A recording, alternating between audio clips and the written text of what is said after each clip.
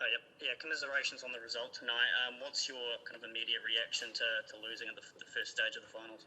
Yeah, football's a cruel game. Sometimes you dominate the game, create enough opportunities to win, and it's a reoccurring thing from the last game we played against Newcastle. So if we're not clinical in front of goals, we can't win games. And we gave them one opportunity where they scored, and I think we totally dominated the game. But like I said, we didn't score a goal to get ourselves back into it. How big was the loss of Gary Hooper, when you have so many chances like that, and obviously he's your most kind of accurate striker?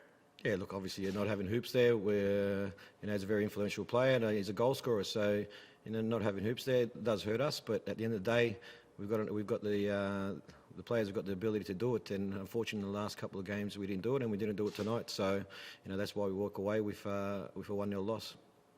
Do you still believe this season was a success? Obviously, it's a young squad, and you managed to get to the playoff stage. Yeah, it's still. I'm still very proud of the boys. I think this is a great experience for our younger players to play in these games. The more they play in these final series, the more accustomed they get to it, and the better experience they get from it. And when did Luke injure his groin? How close to game day was that? Just a couple of days beforehand, he felt his groin, so we didn't take the risk with him, because I was worried that if we do start him and then he does hurt it, and I have to take him off after 15 minutes, so we didn't take the risk with that. Is there anything Tiarafai could have done better in the Perth goal? Yeah, look, it's when we concede a goal, the team concedes. So I think T's dropped off and worried about the forward run, and that's kept him on side, and Keanezi's hit the ball well, and it's gone in the back of the net. So, like I said, it's a learning experience. T hasn't played a lot of games this year, but they'll learn from that, and I think the group will grow from this. And how tough was it, to concede early and for Perth to be able to then kind of sit back and soak up all that pressure? Yeah, you don't want to concede at any stage of the game. So early gave us a lot of time to get ourselves back in the game. And like I said previously, we create, but we're not just clinical. And I guess when you look back on the stretch, even just kind of post-lockdown, do you think, the fact that teams had to be in the hotel for so long, that will be something that you look back on as, it really has been a big kind of burden for the Phoenix? Yeah, I don't see it as burden. Look, we can make up so many excuses about the hub and all that type of stuff, but I think people need to acknowledge what Wellington Phoenix has done to get this season keep going as well, so that's very important, and that's one side. I think that's very important. People need to understand that us being here for 9 weeks to keep this competition going and keeping it alive, I think we've played a major role in that. Cool. I'll let someone else have it. Okay, Andrew Borman, next questions. Yeah, hi. Just on... He's cut out. Okay, we'll go to Jake. Am I there? I'm here now. Back. Yeah. Sorry. Right, as I've gone. Ufi, you're obviously starting out on the left. That's not one we've seen a lot this season. What were you looking for putting him out there, and did you get it? Yeah, look, Ollie I thought he had a good game. I didn't think he had a bad game. I thought he had a good game. The reason why we put him on that side was to get Libby more in the game with his passing, with his creativity. So we put him on that side, and we played a little bit differently on the right-hand side, with Joshy at times coming wide, creating more space for Cal to receive the ball going forward. And I think it worked. I think we created enough opportunities with that.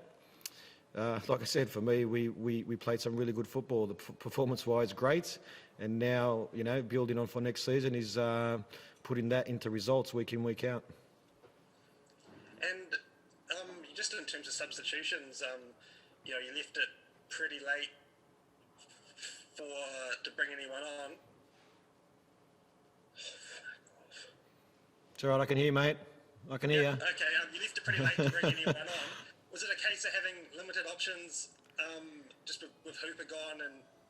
No, my first thought was to make changes within the game with the players that we had, with the structure, and then as the game went on, we spoke about it at half time if we do need to change, and what will we be doing. And I guess obviously you've only just got off the pitch, but what's next? There's been a bit of uncertainty around the guys being able to get back, the Australian and visa guys back into Wellington. Has there been any resolution there? No, look, whoever will fly back to New Zealand will fly back at the moment, and some of the boys will stay back in Australia, and some of our visa players will go back home. So, obviously there's a lot of things happening in the background with the PFA, the FFA, and also the club. So once we have a clearer resolution, we'll know what's happening. Oh yeah, you personally, heading back to Wellington, or is your family going to be joining you in Sydney? No, I'll be heading back to Wellington. And do you know if David Ball and Marty Steinman are going to be coming back to Wellington? I think Matty might be going back to Germany and Bally will come back. And just obviously, there's a lot of uncertainty, as you touched on there. What are you able to do in terms of drawing a line under this season and looking forward to the next one, given all of that uncertainty? We'll look at the season, we'll reflect on it, and we'll see what worked and what didn't work during the season. And, we've got players that are coming off contract, and we'll look what we're going to do for next season and how we want to build on what we've done this season. Thanks, and commiserations. Thank you. Okay, Jason Pine, questions? Thanks, Adam. Just a couple from me. The first one is about Libby Kikachi. Obviously, we all know he's off now. Can you just talk about his contribution tonight and across this season? Mate, I think he's been great. I think he's grown this season, the way that we play, and I think the freedom that I've given him going forward to use his attributes to help the team. So, I think he's gone to another level, and I said this previously before the game, that I think he's at a level now where he needs to be challenged somewhere else, and that's overseas. So for me, he was a big player. He played a massive role with our club, and at the end of the season now, the season's over for us, and he'll be going to a new challenge for him, and I wish him all the best. And your first season as a head coach in the A-League, it's a season none of us could have possibly predicted as far as COVID is concerned, and you've only just come off the pitch, as we've said. But how do you reflect on your first season as an A-League head coach? I have to look at my pictures, Piney. Look at my pictures when I first arrived, and then I have to take a picture of myself now of how many more greys I have. But look, I thoroughly enjoyed it. We had a great bunch of boys. We started off on the back foot, and the belief was there, and the process was there, and it got us to where we finished third on the table. So, that's our template, and we'll build on that hopefully for next season. And just finally, and Phil asked a similar kind of question, but just how challenging was it being basically together for 9 weeks? You jetted out 9 weeks ago. You've been in each other's pockets for 9 weeks. How challenging has that been? Yeah, it's been challenging in a sense that normally when you go to an away game, you just bring your squad of players that you think are going to play in the game and the substitutes that you have. So it was hard in the sense that meeting everybody's expectations. Everyone's sacrificed to be here. And I think I've been fair with the group in saying that besides the goalkeepers, which is a tough position, that everyone got some minutes and everyone contributed and played a part within that. So, I try to manage the boys well where they feel that they contributed to the team in the last 6 games that we played. So, normally, just like I said, you rock up with 18 players, 11 players on the field, and the substitutions are ready that you're going to make. So it was one of those ones where just managing the boys and managing expectations. Commiserations, mate. Safe travels. Thank you. News Hub, do you have any questions to ask Ufuk? Yeah, just a couple, if you wouldn't mind. Thanks.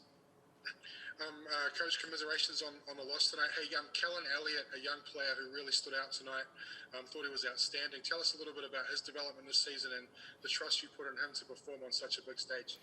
Yeah, look, it's one of those things after post-COVID, players with their training that they did at home come at certain levels, and I took away a little bit of that expectation on Louis. I know he'd be disappointed that he didn't play, but he had a long time off through injury, and I tried to get him ready give him some game time with a couple of games, and then Tim Payne being injured opened up the door for Cal, and that's sometimes how football works. Someone gets injured or someone's suspended, and you come in, and I thought he did a fantastic job as right back, and I think he'll grow from the games that he's played. And you talked to Pani about the template that you've set this season. Is that sort of 18, 19 game stretch in the middle of the season where I think you lost one or 2 games, is that the sort of template you're talking about in terms of structure and the way you want to play football? Yeah, look, the way that we want to play, we want to enjoy having the ball. I think our players enjoy having the ball, and defensively we want to be solid and disciplined as well. So, like I said, we want to build on what we've done this season, with players that we bring in and players that we're looking at for next season, and be even stronger and push even harder. And final question from me, when does that recruitment process start in terms of looking at your squad for next season? Well, it's already started until we have a bit of clarity of what it looks like, and then I think we'll press the go button. All right, go well. Thanks for your time tonight. Thank you. Can I just ask a couple more, I guess, following up on Callan there. He's a player who's off contract, and obviously you've got a couple of right backs signed on already. Given the way he finished the season, is he a player you want to keep, and do you think he could kind of do on the right what Libby's kind of done on the left? Yeah, look, well, that's one thing we'll look at. We'll look at all the players that are currently coming off contract, and we'll look at it and how they fit into what we want to build again for next season. And I think Cal's a young player. I think he's done a great job, and like I said, we'll look into it.